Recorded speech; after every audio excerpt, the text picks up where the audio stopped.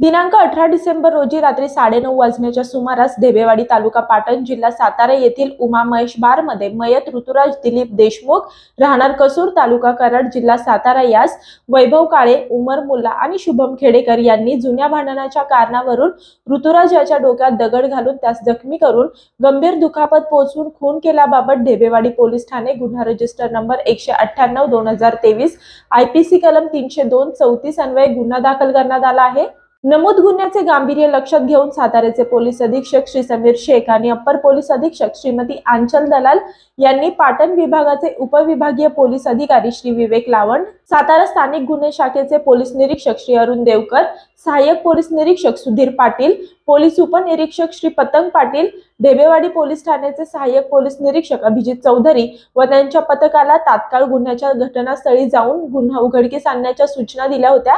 त्याप्रमाणे नमूद पोलीस अधिकारी आणि अंमलदार तात्काळ घटनास्थळी रवाना झाले। त्यानंतर उपविभागीय पोलीस अधिकारी श्री विवेक लावंड यांनी अधिकारी अंमलदारांचे स्वतंत्र पथक तयार करून त्यांना प्राप्त फुटेज मधील संशयित इसमांना शोधून त्यांना ताब्यात घेण्याच्या सूचना दिल्या। नमूद तपास पथके गुन्ह्यातील आरोपीचा शोध घेत असताना स्थानिक गुन्हे शाखा साताऱ्याचे सहाय्यक पोलीस निरीक्षक अभिजित चौधरी तसेच पोलीस उपनिरीक्षक श्री पतंग पाटील आणि त्यांच्या पथकाला गुन्ह्यातील सर्व आरोपी हे पुण्याच्या दिशेने गेले असल्याची खात्रीशीर बातमी मिळाल्यानंतर नमूद पथकाने पुणे येथे सापळा रचून शिताफीने त्यांना ताब्यात घेतले। त्यांच्याकडे नमूद गुन्ह्याच्या अनुषंगाने विचारपूस केली असता त्यांनी मयत ऋतुराज दिलीप देशमुख राहणार कसूर तालुका कराड जिल्हा सातारा याच्या बरोबर जुन्या भांडणाच्या कारणावरून वाद असल्याने त्याच्या डोक्यात दगड घालून खून केला असल्याचे सांगितल्याने गंभीर खुनाचा गुन्हा उघडकीस आला आहे।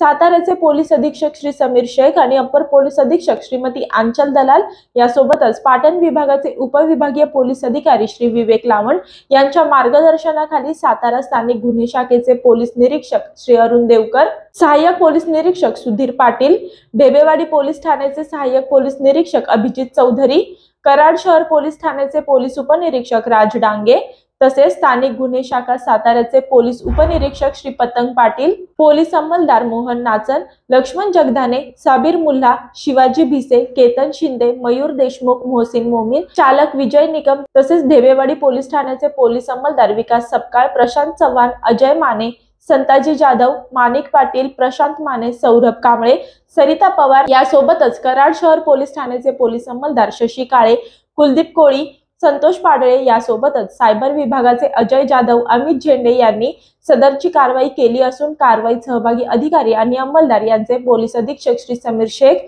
आणि अप्पर पोलीस अधीक्षक श्रीमती आंचल दलाल यांनी अभिनंदन केले आहे। मी वर्षा काटेकर, योद्धा न्यूज, सातारा।